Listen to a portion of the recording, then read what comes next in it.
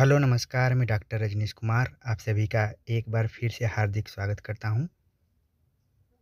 ये निम्नलिखित में से पूर्वी हिंदी की बोलियों में शामिल नहीं है। जैसा कि मैं बार बार आप सभी से आग्रह करता रहता हूं कि नहीं वाले शब्द को बहुत ही आराम से आपको देखना है और अंडरलाइन कर लेना है वहां पर। तो पूर्वी हिंदी की बोलियों में शामिल नहीं है।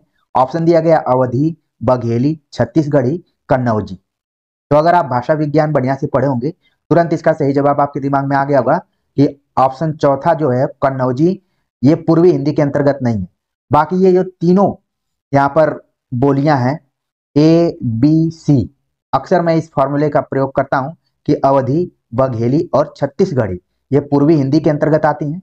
और यहाँ पर आप देख रहे हैं कि कन्नौजी ये पश्चिमी हिंदी के अंतर्गत आती है। तो हम केवल इस पेपर को हिंदी पीजीटी एलडीसी में आ गया तो इसलिए नहीं हल करेंगे, बल्कि हम हर एंगल से देखने का प्रयास करेंगे कि मान लीजिए अगले पेपर में आपके पूछ दिया जाए कि कन्नौजी किस बोली के अंतर्गत है, या फिर पश्चिमी हिंदी से यहाँ पर सवाल पूछ लिया जाए, तो भी आप इस एंगल से क्वेश्चंस को देखिए। तो मेरी बातों को आप लोग अच्छे से समझते हैं, मुझे काफी अच्छा लगता है। हम आप लोगों के भविष्य की दृष्टिकोण से धीरे धीरे इस पेपर पर बातचीत करेंगे ताकि आपका बेस मजबूत हो। जल्दीबाजी में व्यूज बढ़ाने के चक्कर में हम नहीं रहेंगे। चलते हैं दूसरे क्वेश्चन पे बात करते हैं। दूसरा प्रश्न आप देख रहे हैं यहाँ पर पूछा गया है कि वर्ण और उसके उच्चारण की दृष्टि से निम्नलिखित में से असंगत युग्म है। अब असंगत युग्म हमें बताना है और सवाल पूछा गया है वर्ण और उसके उच्चारण के दृष्टिकोण से। तो एक तरफ वर्ण दिया गया है, दूसरी तरफ से उच्चारण स्थान दिया गया है। तो पहला ऑप्शन है कि छ जो है वो तालव्य है, थ जो है मूर्धन्य है, ग दंत्य है और भ ओष्ठ्य है। तो आप देख रहे हैं कि असंगत हमें बताना है। तुरंत आपके दिमाग में आ गया कि ऑप्शन जो तीसरा है वो ग जो है वो दंत नहीं है बल्कि कंठ से उच्चरित होता है। तो ये इस तरीके से आंसर अपने दिमाग में आप बैठाते जाइए, बाकियों को भी देखिए।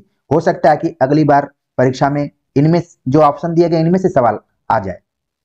अगले क्वेश्चन पे बात करें जो कि बड़ा ही डिफरेंट तरीके का क्वेश्चन है। आमतौर पर ये परीक्षा में कम ही पूछा जाता है, लेकिन यही प्रश्न कई विद्यार्थियों को हो सकता है कि परेशान भी कर दिया। पूछा गया कि निम्नलिखित में एक अक्षर वाला शब्द नहीं है। एक अक्षर वाला शब्द नहीं है यहाँ पर पूछा गया है। ऑप्शन दिया गया है क्या, आज, अंत, प्यास।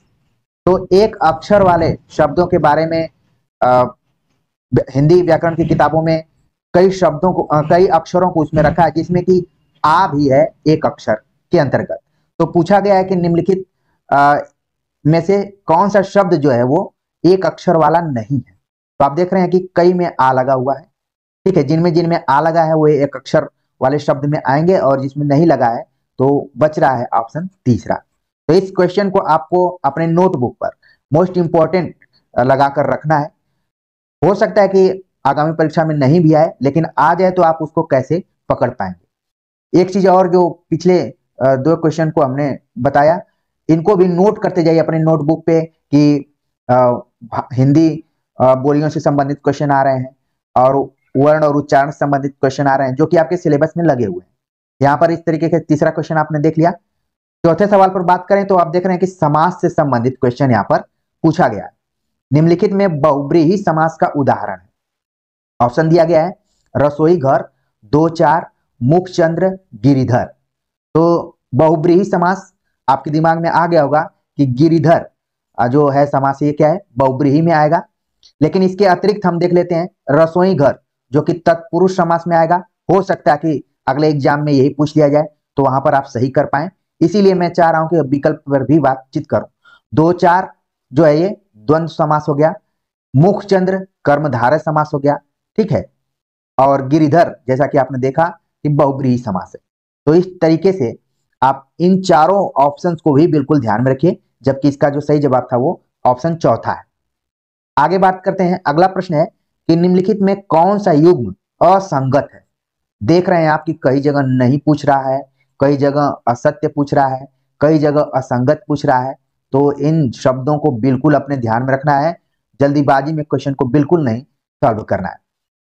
पूछा गया है कि रात दिन द्वंद्व समास है, रातों रात अव्ययी भाव, गजानन कर्मधारय, गिरिधर बहुब्रीहि। आप देख रहे हैं कि इसके पहले वाले क्वेश्चन में गिरिधर ऑलरेडी पूछा जा चुका है, मान लीजिए आप परीक्षा हॉल में बैठे थे और आपको नहीं समझ में आ रहा था कि बहुब्रीहि समास कौन सा होगा, गिरिधर होगा कि नहीं, तो इसलिए जब क्वेश्चन पेपर हल करने जाइए तो आगे पीछे के क्वेश्चन को जरूर ध्यान में रखिए। तो यहाँ पर देखिए गिरिधर तो सही हो गया, रातों रात अव्ययीभाव समास है, और रात दिन आप समझ रहे हैं कि द्वंद्व समास है। तो बच रहा है कि गजानन यहाँ पर कर्मधारय समास में नहीं है, बल्कि ये भी क्या है, बहुब्रीहि में है। ठीक है, तो इस तरीके से इसका सही जवाब हो गया ऑप्शन तीसरा। अगला प्रश्न है कि निम्नलिखित में ह्रस्व स्वर नहीं है। ह्रस्व मतलब जिसको कि अगर इसके दूसरे शब्द में बोले लघु, ह्रस्व स्वर नहीं है। कौन सा नहीं है आप देख रहे हैं, ऑप्शन दिया है अ, इ, ए, उ, 4 ऑप्शन दिए गए हैं। अब इसमें से ह्रस्व हमें बताना है कि नहीं। तो आप देख रहे हैं कि अ भी है, इ भी है, उ भी है, और बच रहा है ए। ये क्या हो गया, दीर्घ में हो गया। ये ह्रस्व स्वर के अंतर्गत नहीं है, बल्कि इसको संयुक्त स्वर भी कहा जाता है। ठीक है, ए को। बात करते हैं अगले क्वेश्चन पे। पूछा गया कि निम्नलिखित में से कौन सा कथन सही नहीं है। कौन सा कथन सही नहीं है। ऑप्शन दिया गया है चलाना, चिकनाना और रंगना आदि मूल धातु कहलाते हैं। व्युत्पत्ति के अनुसार धातु के 2 रूप होते हैं। मूल धातु वे हैं जो किसी दूसरे शब्द से न बने हो। यौगिक धातु 3 प्रकार से बनते हैं। तो इसमें देखिए जो सही नहीं कथन है वो पहला ऑप्शन है। यहाँ पर जो चलाना, चिकनाना, रंगना आदि है ये मूल धातु कहलाते हैं। ये क्या है, गलत है। ये बल्कि मूल धातु नहीं है, ये धातुओं से निर्मित है। ठीक है, जब धातु आप पढ़ेंगे तो उसमें आप देख लेंगे। इसके बाद आप देख रहे हैं, अच्छा आपके दिमाग में आ रहा होगा कि ये सारे सवाल आ कहां से रहे। एक पुस्तक है, उसको आप लोग नोट कर लीजिए। ये पुस्तक कई लोगों के पास भी होगी, आधुनिक हिंदी व्याकरण और रचना, वासुदेव नंदन प्रसाद।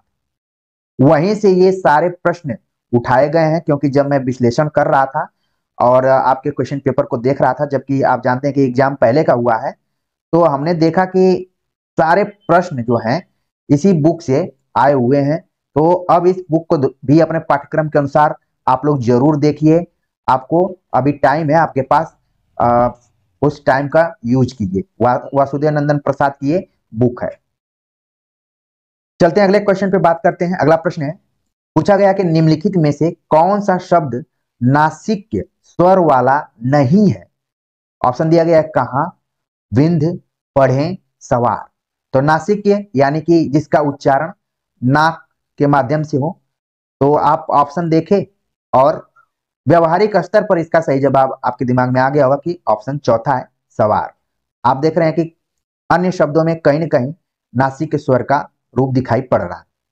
ठीक है, चलते हैं आगे बात करते हैं अगले क्वेश्चन पे। ये क्वेश्चन न जाने कितनी बार परीक्षाओं में आया होगा, और जब अलंकारों की चर्चा मैं करता हूं तो बार बार इस उदाहरण का उल्लेख भी मैंने किया है। अलंकार वाला वीडियो आप लोग देखे होंगे। तो ऑप्शन दिया गया, बीती विभावरी जागरी, अंबर पनघट में डुबो रही, तारा घट उषा नागरी। अच्छा, जब मूल किताब आप पढ़ेंगे तो उषा नागरी के बीच में डैश दिया है, और अक्सर मैं बताता रहता हूं कि जहां पर 2 शब्दों के बीच में डैश और संयोजक का चिन्ह हो तो वहां पर रूपक अलंकार होता है। हालांकि यहां से हटा दिया गया इसको। ठीक है, तो ये रूपक अलंकार हो गया। ये पंक्तियां आप भली भांति जानते हैं कि ये जयशंकर प्रसाद की पंक्तियां हैं। ठीक है, ले चल मुझे भुलावा देकर, नहीं, बीती विभावरी जागरी, अंबर पनघट में डुबो रही, तारा घट उषा नागरी। अच्छा, मान लीजिए यहाँ रूपक नहीं होता तो इसमें एक अलंकार और होता जिसका नाम है मानवीकरण अलंकार, और आप सभी के सिलेबस में यह अलंकार लगा हुआ है।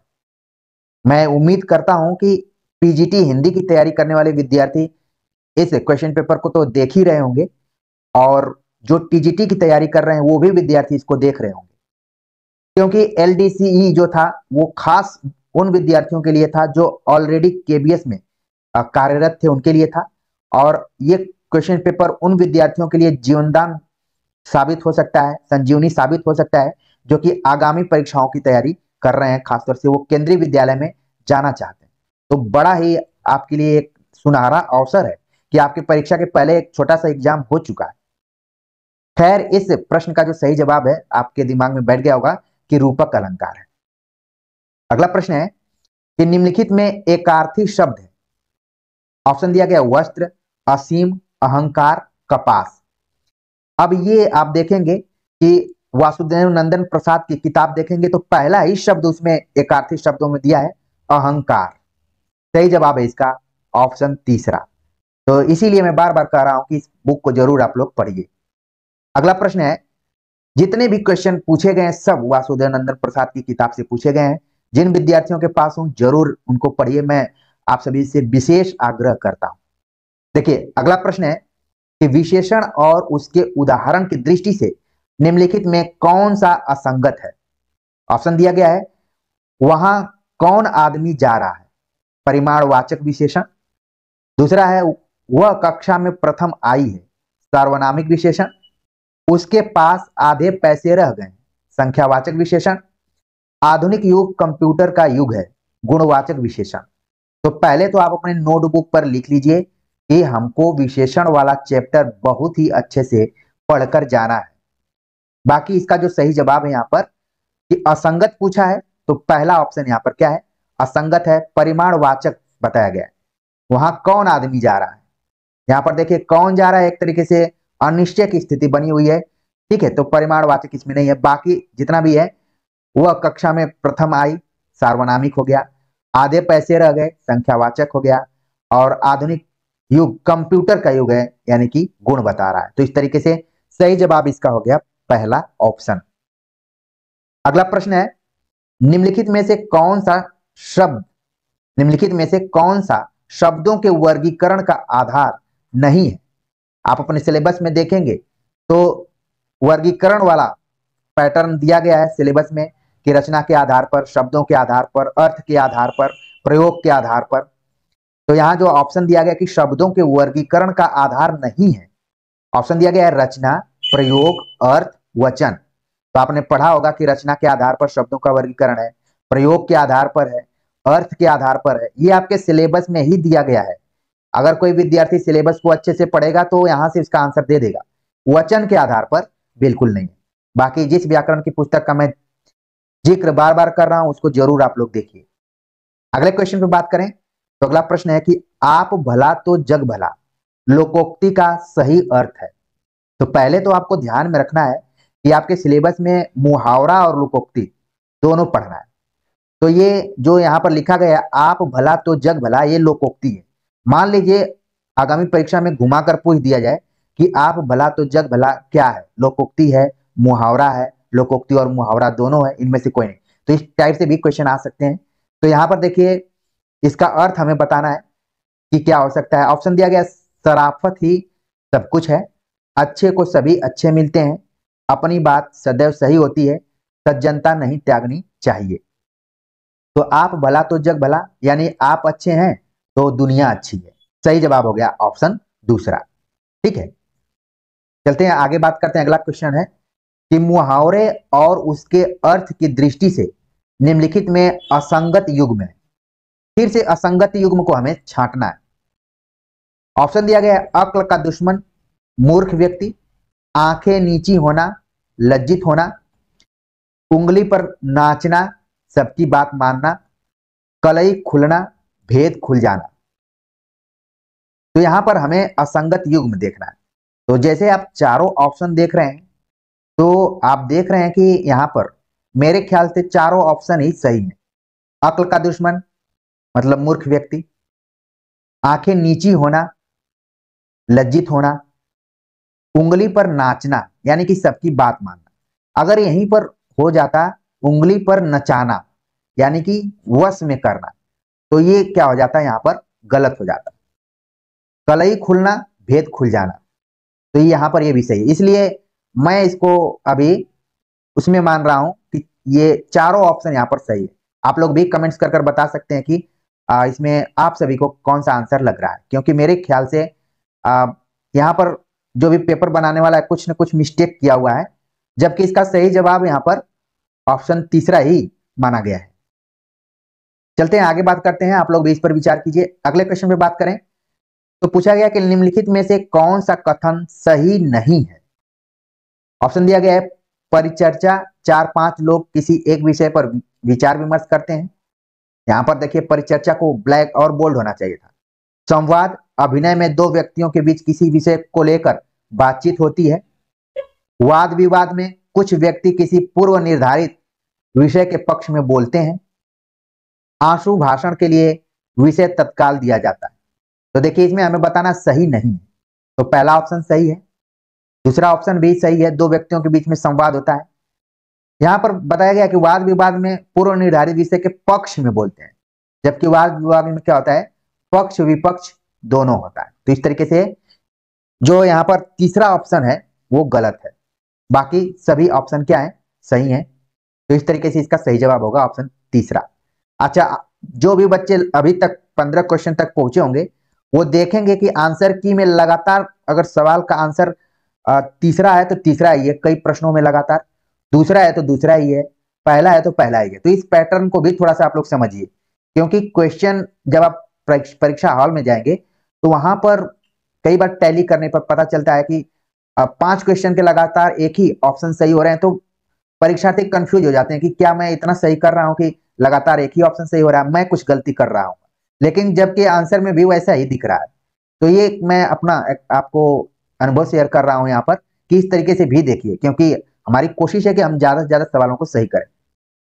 अगला प्रश्न है कि अपने से छोटे को पत्र में निम्नलिखित में से किस प्रकार संबोधित किया जाता है।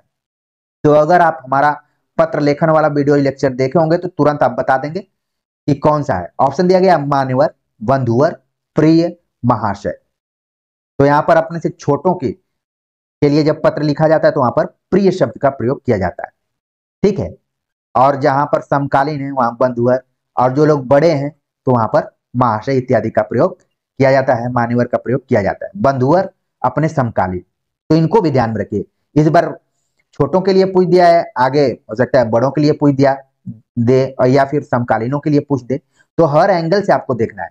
ये क्वेश्चन पेपर जल्दीबाजी में मैं इसीलिए 120 प्रश्न को नहीं लाया हूं। चलिए अगले क्वेश्चन में बात करें तो यहाँ पर देखिए सवाल आ गया, तत्सम तद्भव इत्यादि से भी क्वेश्चन आ रहे हैं। पूछा गया निम्नलिखित में तत्सम शब्द है राय, पंख, अग्नि, साई। तो आप देख रहे हैं कि तीसरा ऑप्शन जो है अग्नि क्या है, तत्सम है। अगर यहां पर आग होता तो इसका ये तद्भव हो जाता, तो सीधे सीधे इसका सही जवाब हो गया अग्नि। बाकी साई का स्वामी, पंख का पक्ष कई बार हो जाता है, और राय का वो ऐसे ही शब्द दिया हुआ है, ठीक है। तो अग्नि से हमारा ज्यादा यहाँ पर मतलब है, तो ध्यान में आप रखिए कि जो संस्कृत निष्ठ शब्द होते हैं हुबहू उठा लिए जाते हैं और तत्सम कहलाते हैं। कई बार तो इसी तरीके से सवाल पूछ लेता है। अगला प्रश्न है, पूछा गया तद्भव से, किस तद्भव शब्द है। ऑप्शन दिया गया कवि, आज्ञा, किसान, अग्नि। यहां पर भी अग्नि है, तो यहां पर जो सही जवाब हो जाएगा ऑप्शन तीसरा हो जाएगा किसान, जबकि इसका तत्सम होता है कृषक। तो ये क्या हो गया, किसान हो गया। तो अगर आप देख रहे होंगे कि लगातार 4-5 क्वेश्चन का आंसर तीसरा ही हुआ है अभी तक। आगे बात करते हैं अगले क्वेश्चन पे। अगला प्रश्न है कौन सा असंगत है। पहले हम क्वेश्चन को देखें क्योंकि हम इसका विश्लेषण कर रहे हैं। तो देख रहे हैं आपकी विधानार्थक, आज्ञार्थक, प्रश्नार्थक, निषेधवाचक, ये वाक्यों पर आधारित है। और मैं आप सभी को बताना चाहूंगा कि वाक्य को केंद्र में रखते हुए हमने सीयूईटी के परीक्षा के लिए एक वीडियो लेक्चर बनाया है। अगर आप देखना चाहें तो उसको देख सकते हैं, वो वासुदेव नंदन प्रसाद की ही बुक पर आधारित है। तो समय हो तो जरूर देखिए, क्योंकि हम यहाँ पर मूल प्रश्न पत्र को देख रहे हैं जिसकी तैयारी आप लोग खुद कर रहे हैं, तो आपको एक गाइडेंस यहाँ पर मिल रहा होगा। प्रश्न पूछा गया था कौन सा असंगत है। राजा नगर में आए, विधानार्थक। जो काम तुम्हें दिया गया है उसे देखो, आज्ञार्थक। तुमने तो बहुत अच्छा काम किया, प्रश्नार्थक। मोहन घर नहीं आया, निषेधवाचक। तो इसमें असंगत हमें बताना है, सही जवाब हो गया ऑप्शन तीसरा। यहां पर देखिए बोला जा रहा है कि तुमने तो बहुत अच्छा काम किया, दिया गया कि प्रश्नार्थक है, लेकिन प्रश्नवाचक जब रहता है तो वहां पर एक क्वेश्चन मार्क्स जरूर रहता है, प्रश्नवाचक चिन्ह जरूर रहता है। तो इस तरीके से इसका सही जवाब हो गया ऑप्शन तीसरा। बाकी विधानार्थक क्या है, आज्ञार्थक क्या है, निषेधवाचक क्या है, सब आप इस वीडियो लेक्चर में जान पाएंगे। अगला प्रश्न है, पूछा गया कि निम्नलिखित में कारक और विभक्ति का कौन सा युग्म असंगत है। फिर से असंगत वाला सवाल यहाँ पर पूछ लिया गया है। और यहाँ पर देखें सीधे सीधे, अगर आप यूपी टीजीटी पीजीटी की भी तैयारी कर रहे होंगे तो यहाँ पर इसका सही जवाब तुरंत बता देंगे। बताया भी गया है कि कर्ता ने कर्म को करण से, संप्रदान को के लिए, अधिकरण में पेपर, ठीक है, संबंध काके की, ये सब सारी चीजें जो 8 प्रकार के कारक हैं उनके संबंध से यहाँ सवाल पूछा गया है, कारक और विभक्ति से रिलेटेड। तो आप देख रहे हैं कि कर्ता ने सही है, कर्म को होना चाहिए यहाँ पर, ठीक है, तो यहाँ क्या हो गया, से लिख दिया तो ये गलत हो गया, बाकी और क्या है, सही है, ठीक है। तो इस तरीके से इसका जो सही जवाब है वो है। अच्छा, यहाँ पर देखिए संप्रदान को के लिए ये भी होता है, ठीक है। तो अभी देखिए यहाँ पर कर्म वाला ऑप्शन भी क्या है, गलत है। इस तरीके से इसका जो सही जवाब है ऑप्शन दूसरा है। अगला प्रश्न है, निम्नलिखित में लिंग की दृष्टि से असंगत युग्म है। लिंग यहाँ पर स्त्रीलिंग पुल्लिंग के दृष्टिकोण से असंगत युग्म हमें बताना है। देवर का देवरानी, सेठ का सेठानी, जेठ का जेठानी, पंडित का पंडितानी, ठीक है। तो यहाँ पर देखिए इसका सही जवाब होना चाहिए था पंडिताइन, ठीक है। पंडितानी तो कोई शब्द नहीं है, ठीक है, पंडिताइन होता है। तो इस तरीके से इसका सही जवाब हो जाएगा ऑप्शन चौथा।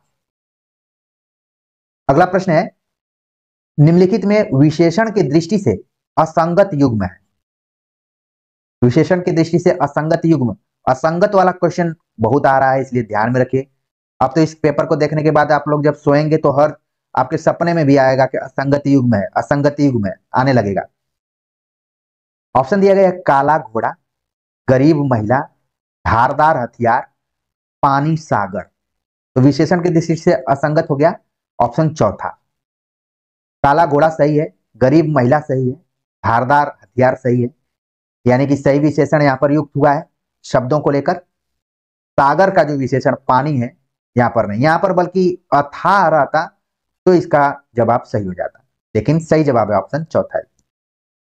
उम्मीद है कि आप सभी को अच्छा लग रहा होगा ये क्वेश्चन पेपर देखकर, और जो भी मैं अपने जाने में एक्सप्लेनेशन कर रहा हूं वो भी अच्छा लग रहा होगा। कमेंट जरूर कीजिए और साथ बनाए रखिए। अगला प्रश्न है कि निम्नलिखित में से किस शब्द में स्वर संधि नहीं है। फिर से वही नहीं वाला क्वेश्चन आ गया, यहाँ पर स्वर संधि नहीं है पूछा गया है। तो ऑप्शन दिया गया परमार्थ, कुशासन, विद्याभ्यास, वागीश। तो आपके दिमाग में तो इसका संधि विच्छेद भी आने लगा होगा, और कौन है स्वर संधि वो भी। तो पहला सही है, दूसरा भी सही है, तीसरा भी सही है, स्वर संधि ये सब हैं, हमें बताना नहीं। तो ये हो गया व्यंजन संधि, वाक धन ईस, वागीस। इस तरीके से इसका भी चौथा आंसर सही होगा। तो आप देख रहे हैं कि लगातार अगर सही हो रहा है तो चौथा चौथा ही हो जा रहा है। इस चीज का भी ध्यान में रखिए, हो सकता है इसी पैटर्न पे क्वेश्चन आ जाए, तो आपको घबराने की बिल्कुल जरूरत नहीं है। आप अनुमान से भी कई सवालों का सही जवाब दे सकते हैं। जो विद्यार्थी सुन रहे होंगे वो इस गुरु मंत्र को जरूर ध्यान में रखेंगे, और जिन विद्यार्थियों को लगा होगा कि मैं तो समय ले रहा हूं, हमारे पास समय नहीं है, ये पका रहे हैं, तो फिर वो हो सकता है कि पीछे हो जाए। अगला प्रश्न है कि निम्नलिखित में जातिवाचक संज्ञा वाला शब्द नहीं है। आप देख रहे हैं कि यहाँ पर भी नहीं पर आधारित क्वेश्चन पूछा गया है कि जातिवाचक संज्ञा वाला शब्द नहीं है। ऑप्शन दिया गया है नदी, सभा, पहाड़ और गंगा। तो इसका जो सही जवाब है कि जातिवाचक संज्ञा वाला शब्द नहीं है वो है गंगा। गंगा क्या है, व्यक्तिवाचक संज्ञा है। अब इसी चीज को लेकर विद्यार्थियों में कंफ्यूजन हो जाता है कि जातिवाचक संज्ञा क्या है और व्यक्तिवाचक संज्ञा क्या है।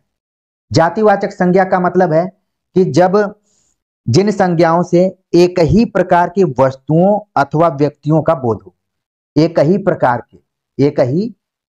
के व्यक्तियों या वस्तुओं का बोध हो, ठीक है। और जबकि व्यक्तिवाचक संज्ञा में क्या है, व्यक्तिवाचक संज्ञा में है कि जब किसी एक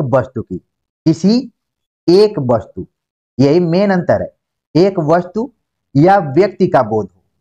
जब हम गंगा कहते हैं तो गंगा नदी का बोध होता है, लेकिन जब नदी कहते हैं तो इसमें यमुना नदी, साबरमती नदी, नर्मदा नदी या फिर आपके गांव के आसपास की कोई भी नदी आ सकती है।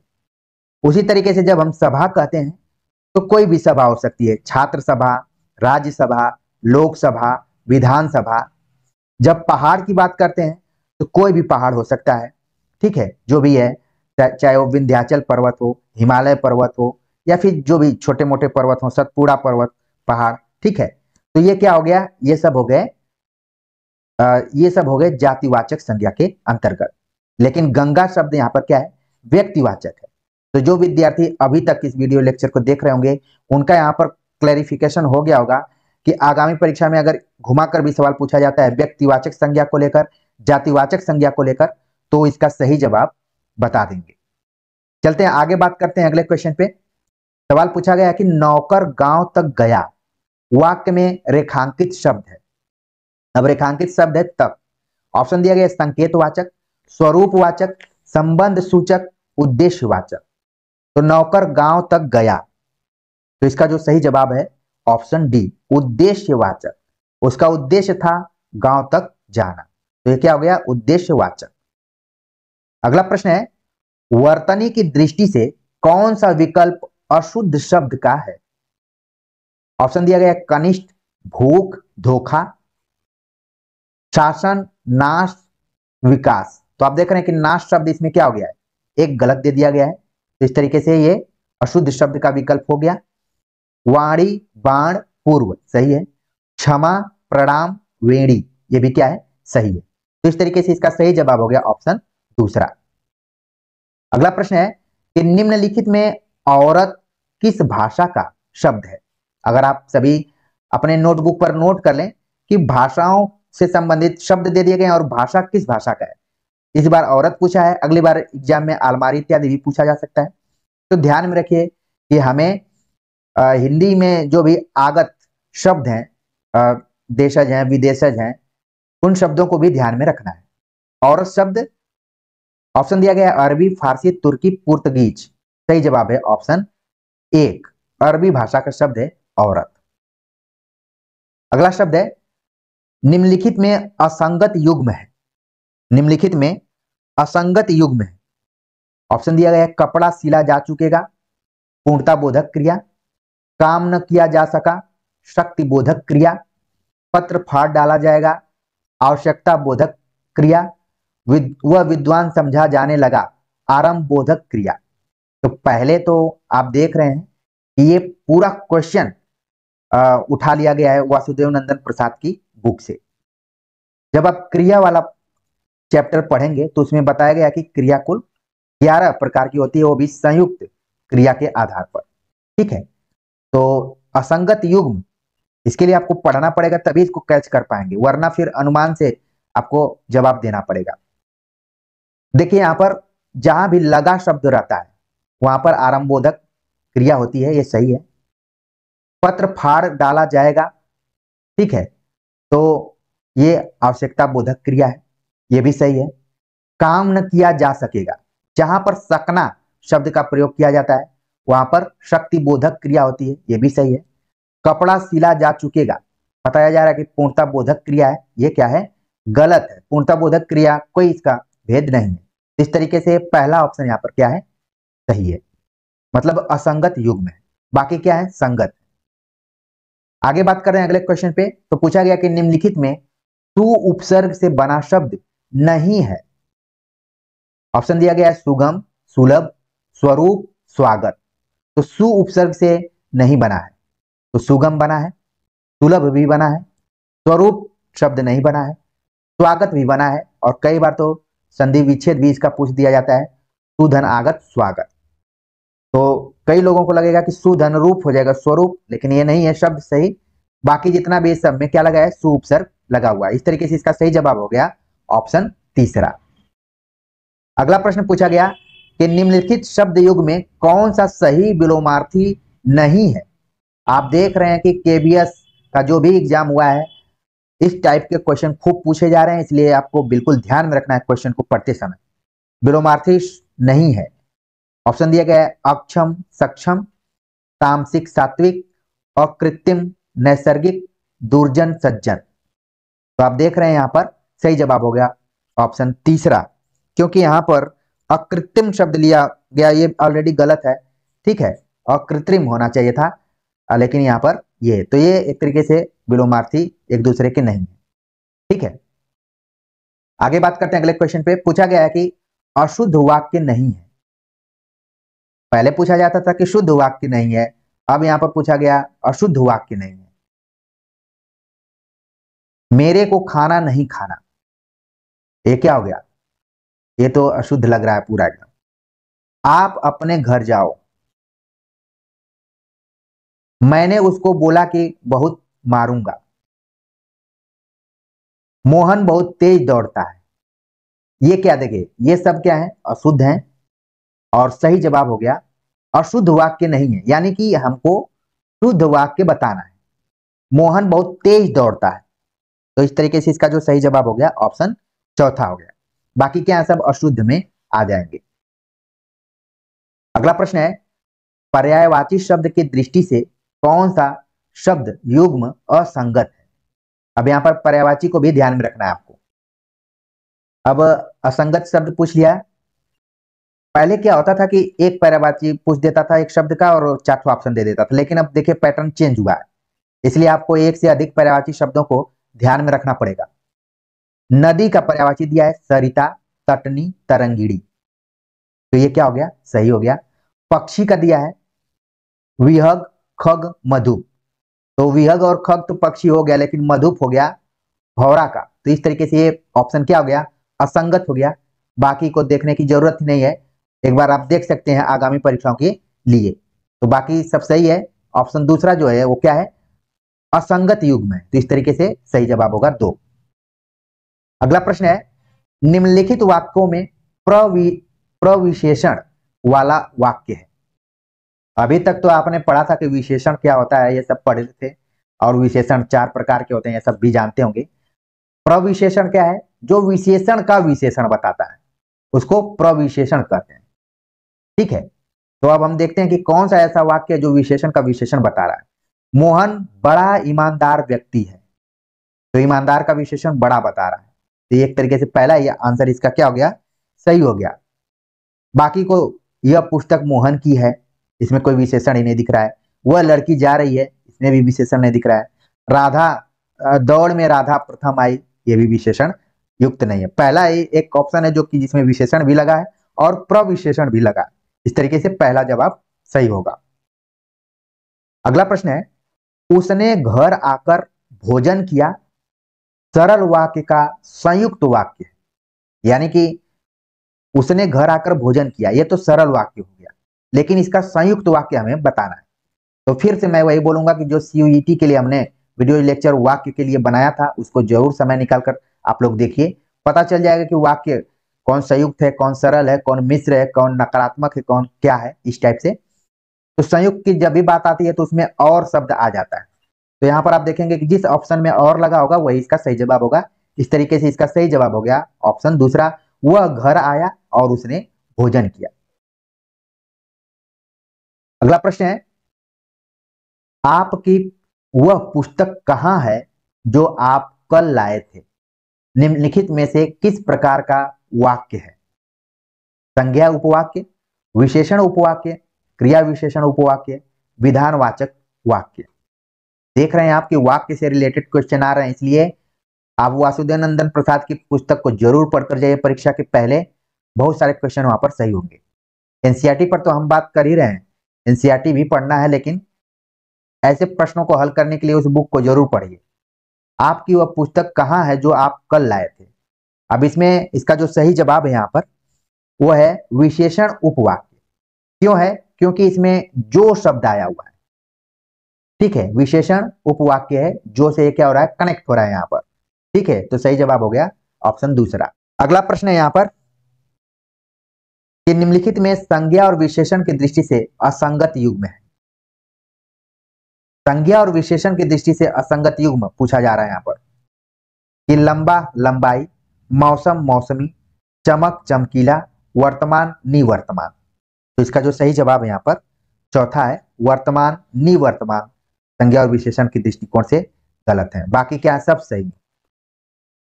अगला प्रश्न है, रूप के अनुसार संयुक्त क्रियाएं कितने प्रकार की होती हैं? आप देखेंगे वासुदेव नंदन प्रसाद की किताब में तो अर्थ के दृष्टिकोण से कुल इनकी संख्या 11 है, लेकिन रूप के दृष्टिकोण से इनकी संख्या कितनी है? सही जवाब है, ऑप्शन में पढ़ देता हूं, 8, 7, 6, 5। ऑप्शन दूसरा इसका सही जवाब है 7 है।